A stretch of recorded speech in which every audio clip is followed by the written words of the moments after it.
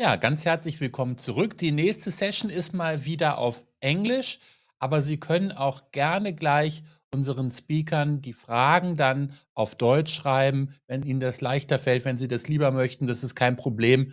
Das kriegen wir auch so dann hin. Herzliche Einladung, Ihre Fragen zu stellen.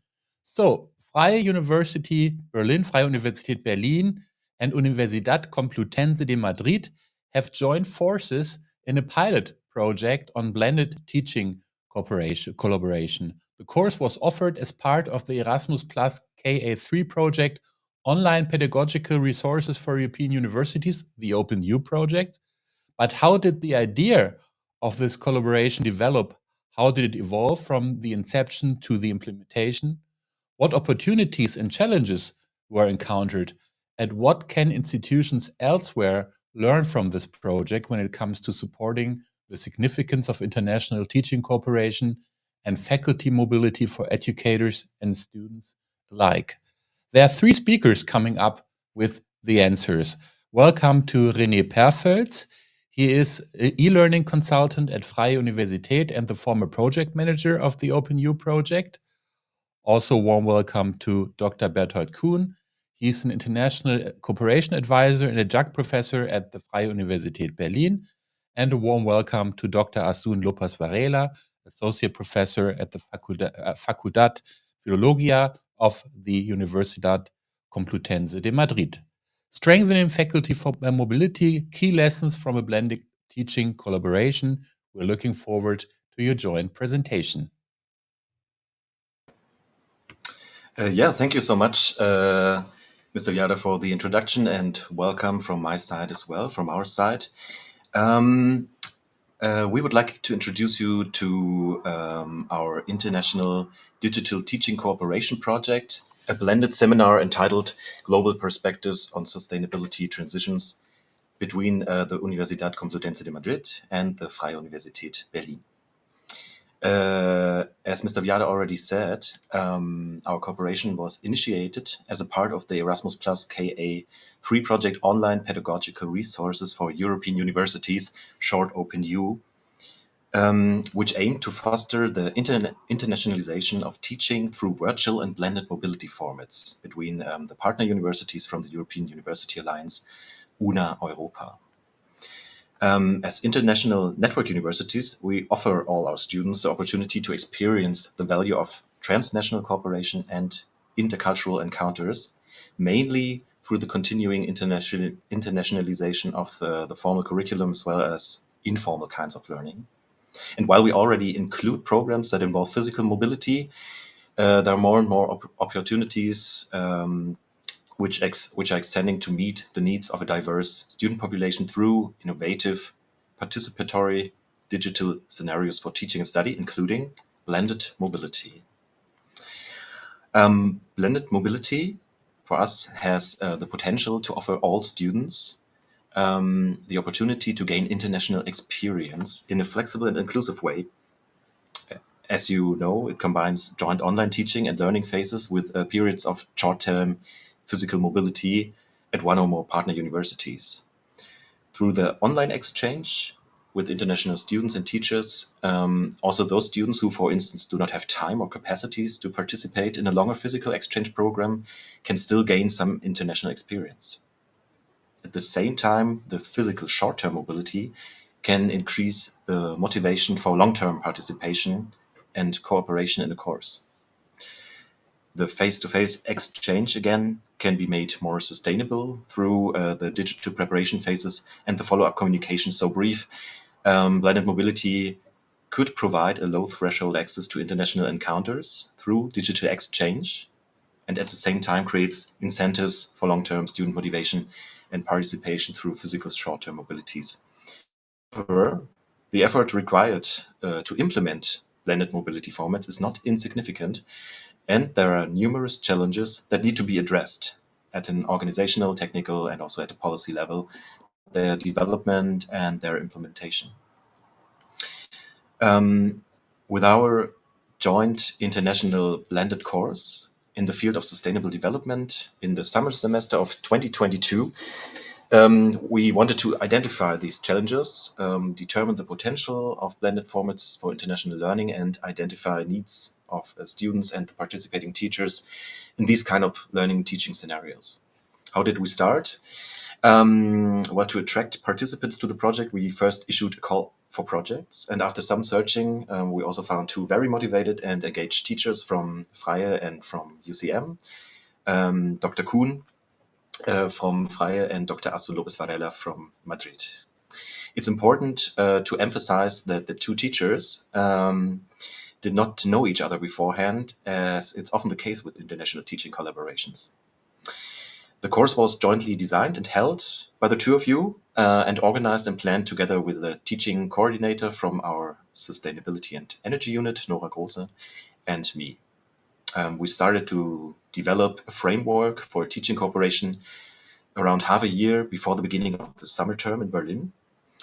The course was not part of a jointly developed program or a summer school, so there were various aspects to consider. For example, how many online sessions, how many face-to-face meetings could be organized within the different semester periods and when, how to deal with different ECTS requirements in the study programs, which funds could be applied for to finance the physical short-term mobility, and also do the student groups match each other in terms of prior knowledge and fields of study.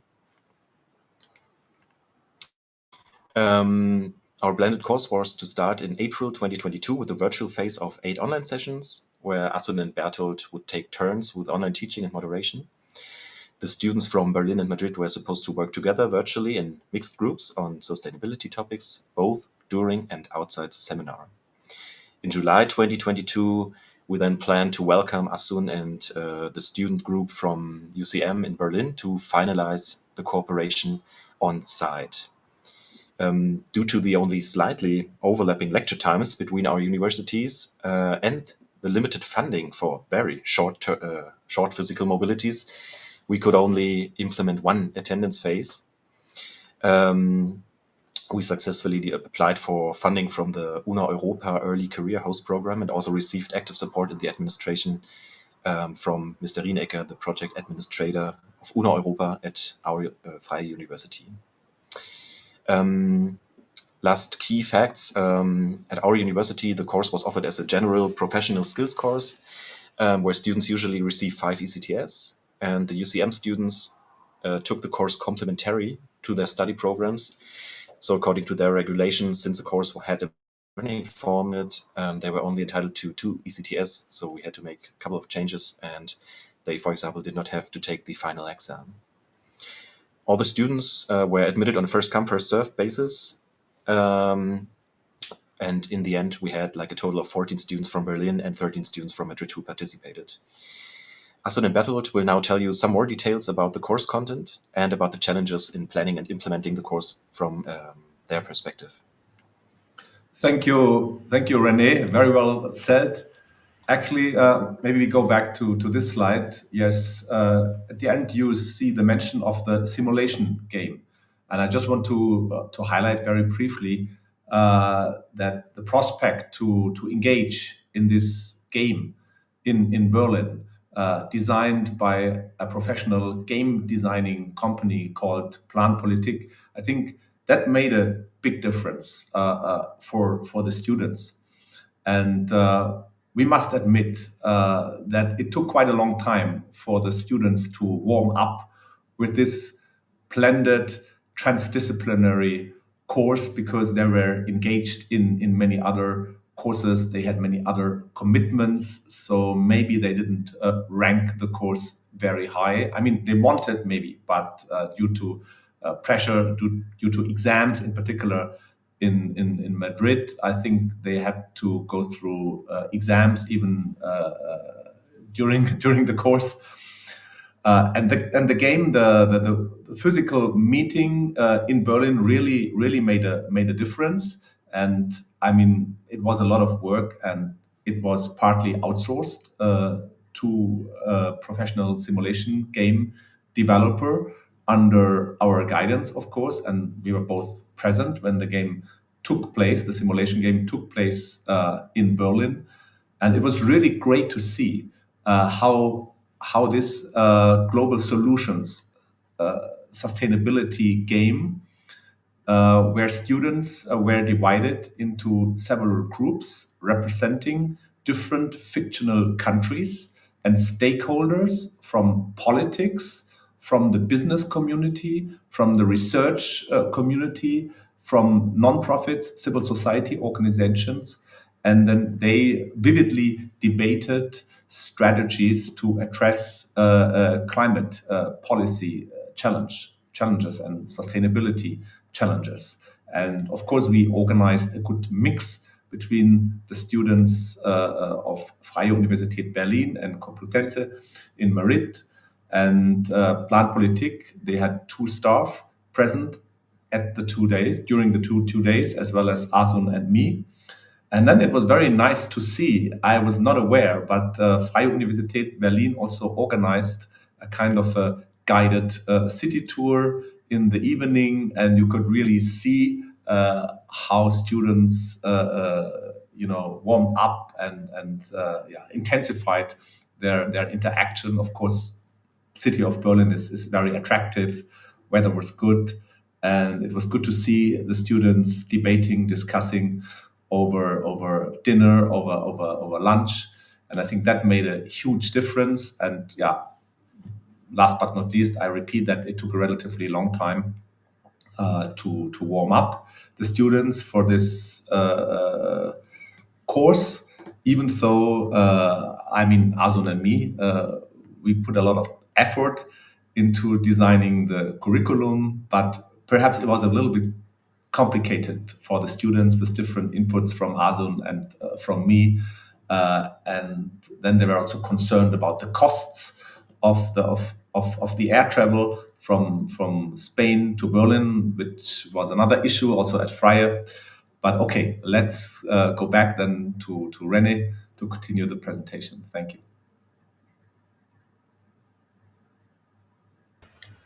I think it might be me, actually. Oh, sorry.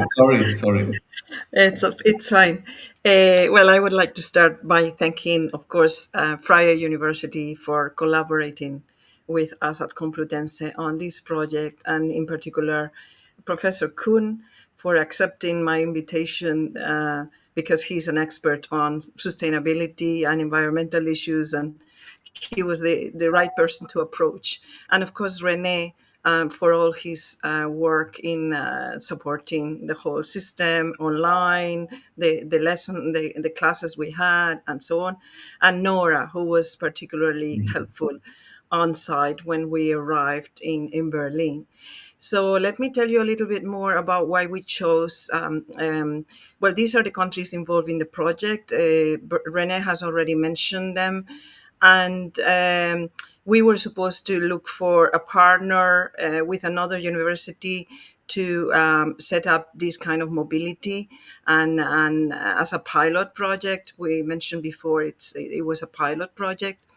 And the reason why I came up with the idea of sustainability, it's also because I've been for many years evaluator at the European Commission of European projects, different programs within the European Commission, and also chair of the Marie Curie Actions.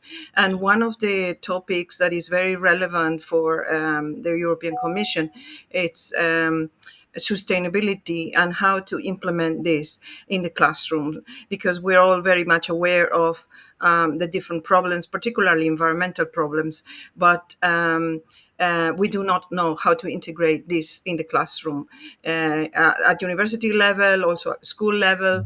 And there are several reports that show that this is not really happening. I mean, there are events outside, complementary to education, but not within the formal education that the students are receiving. So sustainability is not only environmental issues. Of course, we followed the United Nations 17 Sustainable Development Goals. And within that, we covered 2 modules. One was introducing the students to the goals, the Sustainable Development Goals, through different webinars, different lectures that Professor Kuhn and myself were delivering. And then there was the module 2, which was the exchange program, in which Spanish students traveled to Berlin. Because of lack of funding, the return trip, the German students coming to Madrid, that did not happen.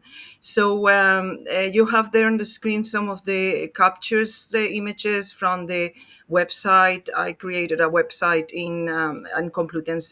There's some more screenshots coming up. So the point was to introduce students to sustainable development goals, establish a dialogue also across disciplines. This was also very challenging because Berlin students were coming from completely different disciplines to Madrid students. My students were from the philologies, from languages, mostly coming from the English department. But they were also from other departments in languages.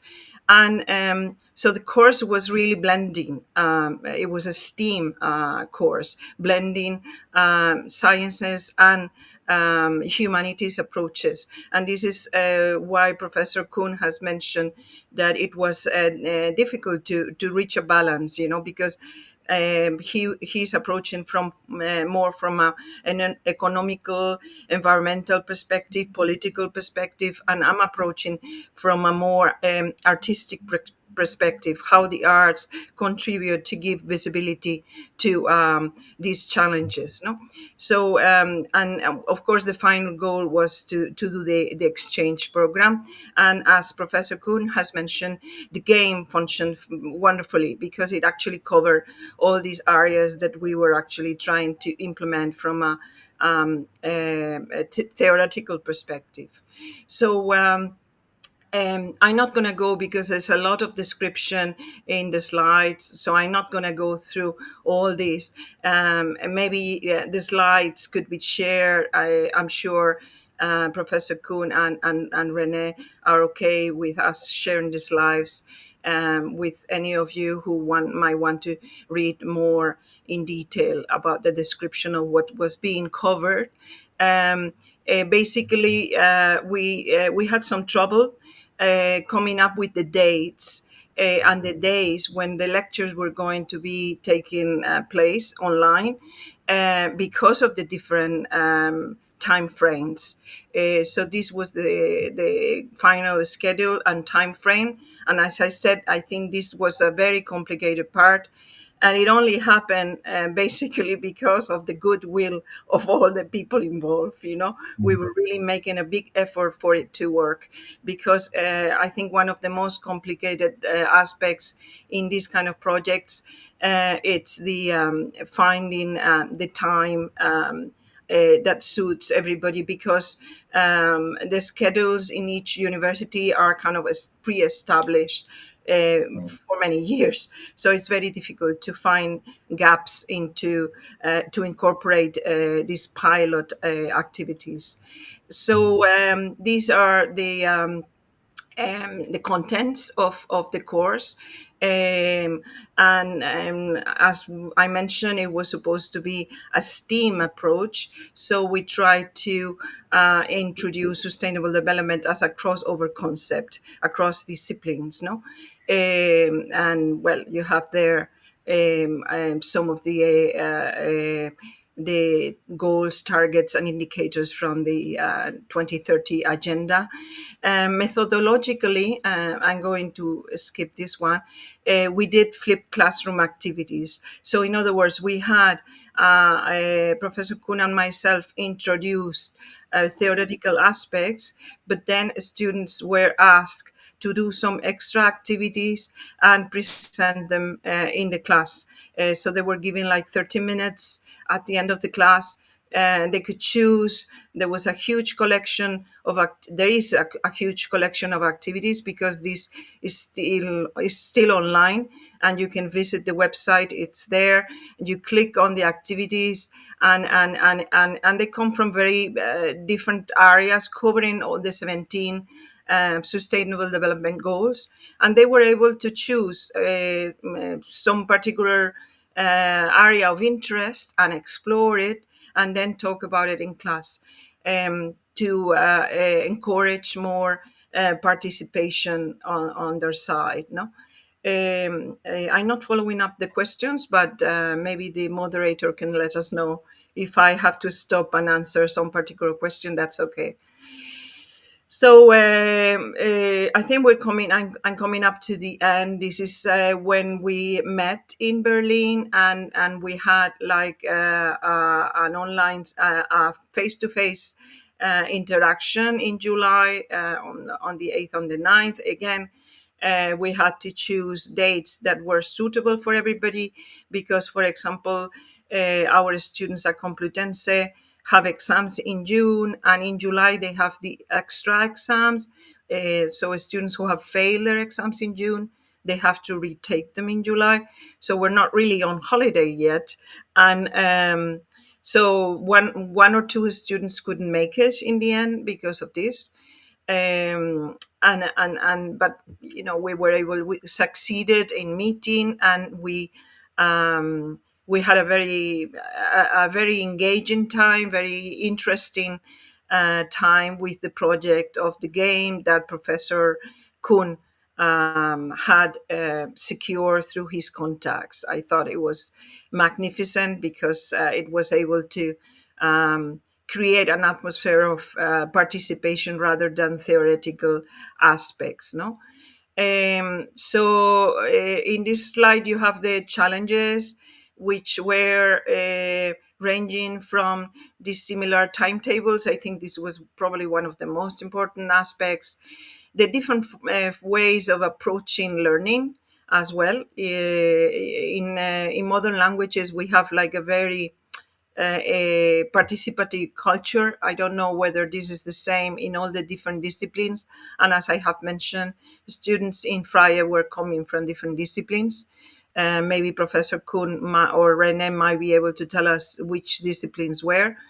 And there were also different forms of assessment, which René has mentioned.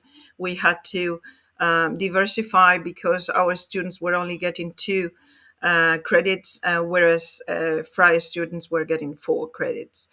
And there was also at the beginning of the sessions, particularly in the online sessions, as is normal, I expect, there was shyness on part of the students. They were, it was difficult for them to participate. They were not obliged to do the flipped classroom. They were not obliged to do any particular project and present it in class. So it took a while for them to do that. And I must confess that German students were much more participatory than the Spanish students. I don't know why, but this was a fact. And then the strengths of the project, I think, were, as I mentioned, Nora Grosses. She was very, she contributed a lot to help us frame, organize the timetables, and of course also hosting the event at Freie University in a particular location. I cannot remember. René might give you more information, but it was a very nice location to meet. And there was great support, technological support by René, because, as I mentioned, half of the course, the module 1, was all online. So we needed this support. And Freie facilitated the platform, WebEx, the Blackboard, and all that.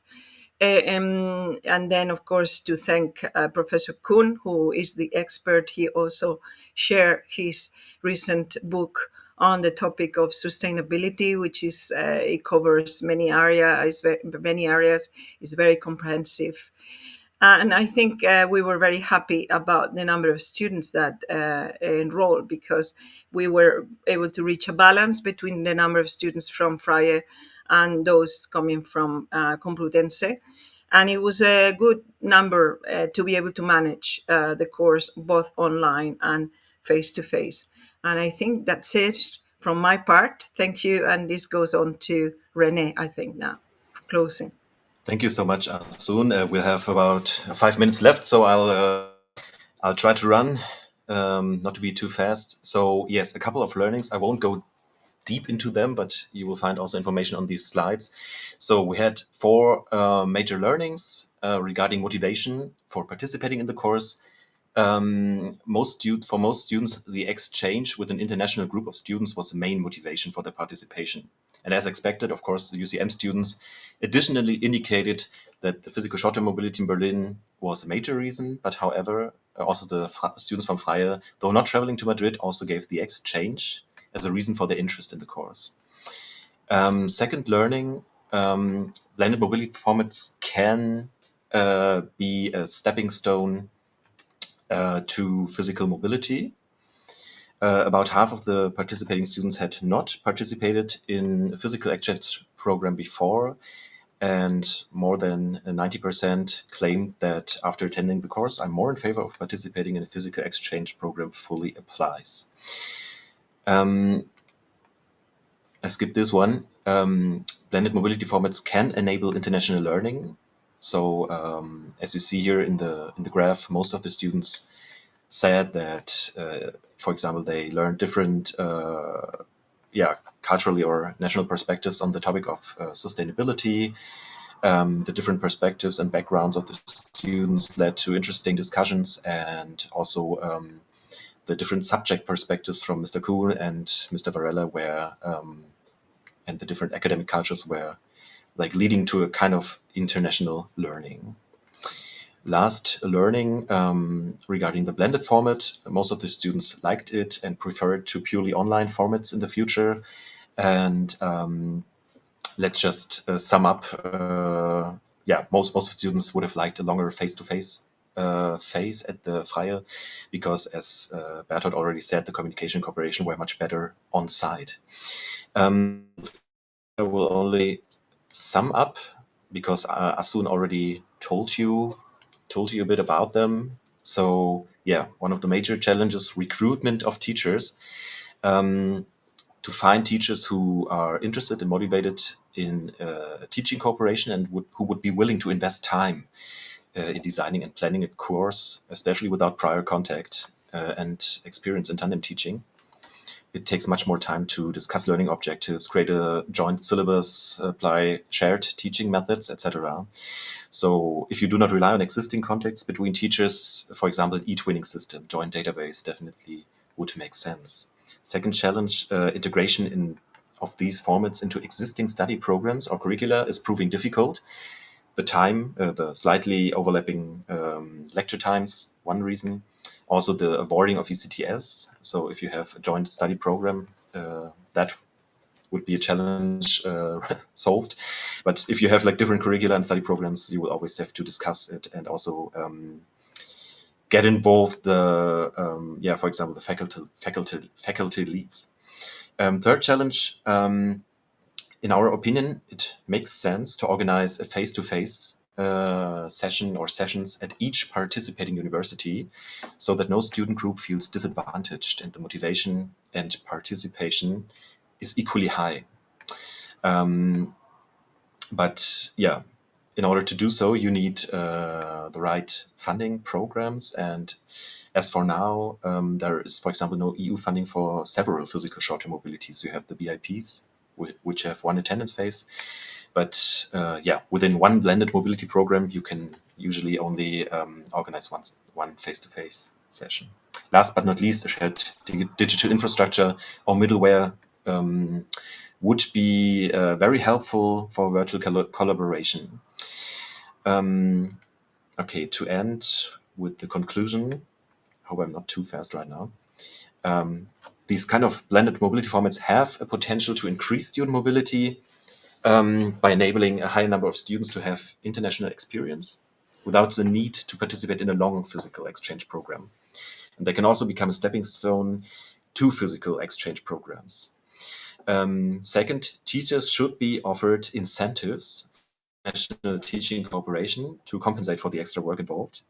For example, funding student support for the course through service contracts. Third point is blended mobility is best implemented as part of a joint program or a degree or a summer winter school to avoid these mentioned problems with different semester times or ECTS credits. And last but not least, funding for the organization of attendance phases at all participating universities would be useful to provide all students with a short physical mobility and avoid these different work ethics between student groups as we experienced them. Thank you. So thank you so much to all of you. And I think this was a very interesting presentation and it's a very interesting project. However, a lot of work for, as I understand it correctly, only one occasion, basically one semester you did it. So if you look at it all together, your conclusion, if you look at the whole project, was it worth it?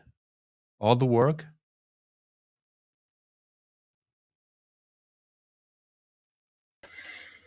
Not really, not really, because I don't know in the case of Professor Kuhn, but in my case, this was done as an extra course load, and I never got paid for it.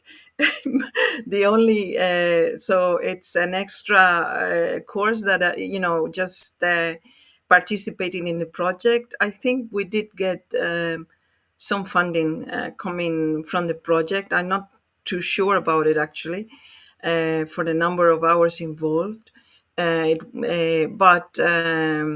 But it was a lot of work, and it's unpaid work. It's just, I guess, it's the satisfaction of working in an international environment, in a European project. And I'm not a very practical person, I guess. I'm very utopian. So money has never been my prime target. But it was really nice that Freie did invite us all to visit Berlin. My son lives in Berlin. And so it was an opportunity also to meet the family for the weekend. Thank you so much. Bertolt, you basically came up with the whole curriculum for the semester with a complete course you could basically do every year now, and you just did it one time. All this work is there now. We heard that the website is still there, all the material is still there. Doesn't this feel sad a little bit that it's now all the work was done and now it's just lying there?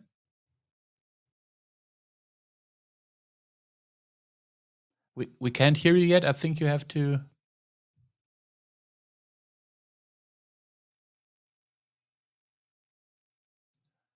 switch on. Sorry. Yeah. Yeah. As Azun just said it required quite an amount of idealism, but at the end of the day, it was really worth it.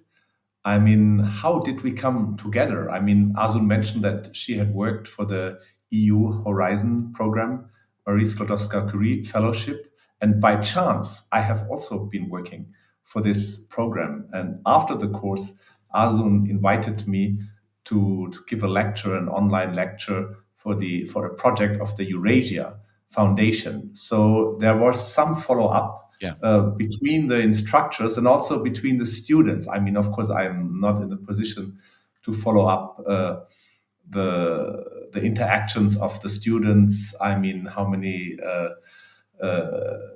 chats and I mean love affairs, whatever, But I must say that this has a tremendous value, and I'm participating in many international conferences, and the soft factors matter a lot. Mhm. And I mean, I was just attending a conference in Hangzhou with an amazing cultural program. It was about cultural heritage governance, and it makes such a difference, you know.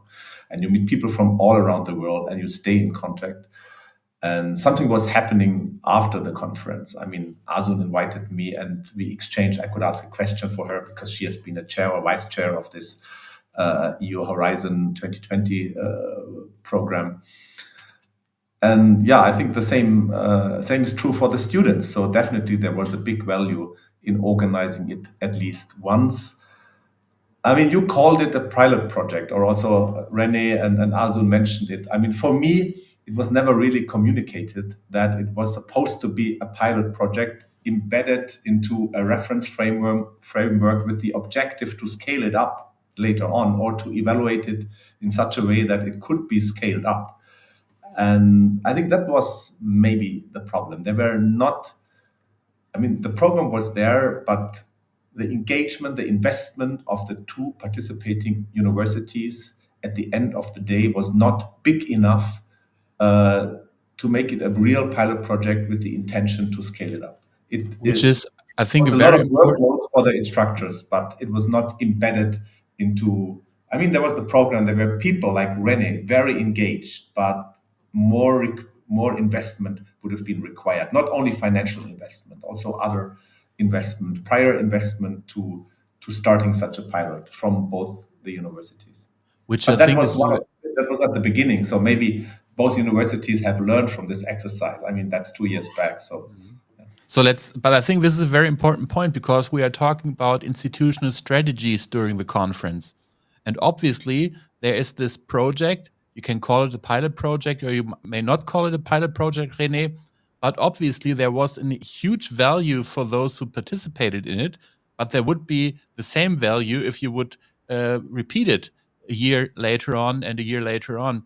So, what can we do about this disconnects between this great idea of doing it once and making it part of an institutional strategy? René. Well, I mean, we have, for example, or yeah, we had a project which was parallel to our Open U project at Freie, the €1 project, which was, for example, developing joint study programs with partner universities where virtual or blended mobility formats were also a part. But at the time when we were starting, they were also still in the progress to develop these kind of programs. So, and our project, the main objective was actually to build also a kind of platform to foster a virtual collaboration. And we needed projects to try out, try out this platform. And all the insights that we have now, like the learning challenges. I mean, of course, they will be transferred to future engagements in the topic of virtual mobility and blended mobility, which is also part of our internationalization strategy. But yeah, I mean, I totally agree that the effort which was necessary to put in this project, yeah, because there is no continuization. It's a bit too much probably, and it wouldn't scale. Like that's for sure. But still, the challenges that we found, and also the just finding out like, okay, what is useful, what is not useful. It's good for us to know for future virtual mobility projects. Let's talk about some of those challenges. One challenge that came to my attention, maybe as most prominent, is the dissimilarity of timetables, of the semester tables, which is really a problem that most German universities, don't stick to an international timetable when it comes to the semesters and the lecture times. Is that something, René, if we think more and more about blended learning, about digital learning experiences with other universities in Europe, that we have to think about, that we have to align our semester times? Yeah, it depends. I mean, of course, I mean, yeah, if you take these into consideration, you would have to think about outsourcing kind of this virtual collaboration into, for example, a summer school or kind of winter school thing. because, as you said, like you have these slightly overlapping timetables. So in order to obtain the usual ECTS credits, you use more or less time. So yeah, it's you can think about it, because you probably also cannot expect from the students, for example, in our case from Berlin, to start the collaboration earlier times, even if there is an incentive as with the physical mobility program. Something to think about. Thank you. Again, the invitation to the audience, ask your questions if you have any questions in English or in German. There is one question regarding the degree or the degree students. Which degree students were allowed to join the program regarding Freie Universität? How did you manage to recognize the earned credit points in the curricula of participating students? I'm not sure if Bertolt or René want to answer that. Bertolt, you want to start, or René? Yes. Bertolt, go ahead. Bertolt. We can't hear you, unfortunately, again. You have to click twice. That's why, to unmute yourself. Okay. Yeah, we have the sustainability and energy unit at the Freie Universität, which organizes these. They call it, I think, professional training courses, transdisciplinary courses, bringing together students at the bachelor level from different academic discipline, and it's mandatory for the bachelor students to do some of these professional training courses, and usually they don't attach highest priority to these courses, but what you get is a good mix of the students. I mean, in our particular course, I think it was a very good mix. More students from social sciences and humanities, maybe because of the curricula proposed by the Complutense, but also from our side. Yeah, and maybe you can continue, René. What more you know about selection, recruitment of students? As you already said, I mean, they were offered in this, in Germany, usually called also Studium Generale, like extra curricular activities, general professional skills course, as it's called at our university, usually get 5 ECTS. And yeah, students from all disciplines in the undergraduate studies are eligible to attend these courses. And it's part of the normal curriculum. So the allocation of these ECTS points for the FU students was no problem at all, because they were like that. That's a good thing to have this blended mobility in the curriculum, because you have your study program and you also have the exam at your home university and get the points accordingly. The problem was more like to combine with the study program from Madrid, because they had other regulations where students would only receive 2 ECTS. It was also some kind of extracurricular activity. Asun, would you like to add to that? Well, our students were mostly coming from the last year, 4th year of, as I mentioned, English studies, but there were also students from other modern languages.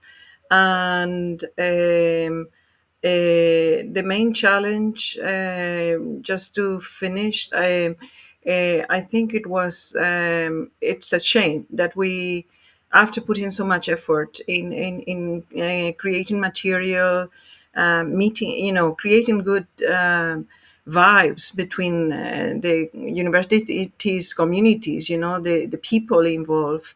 It's a shame that these projects are discontinued.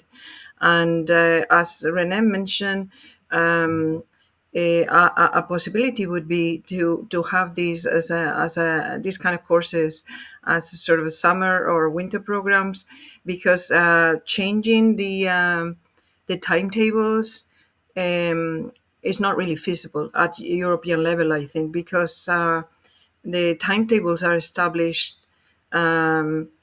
for many, many years, and they followed particular culture conditions, even climate conditions in many cases. So it would be very difficult to try to I mean, it would be ideal to share the same timetables across Europe. It will make things much more much easier for everybody. But I think that would be, at a political level, because of course we all followed public universities followed political rules, So it's very complicated. But it will be, as I said, it's a shame. I wish we could continue the project. I'd be very happy to keep working on the topic, and I think it's a topic actually that it's timely, and it deserves to be implemented into the classrooms across universities.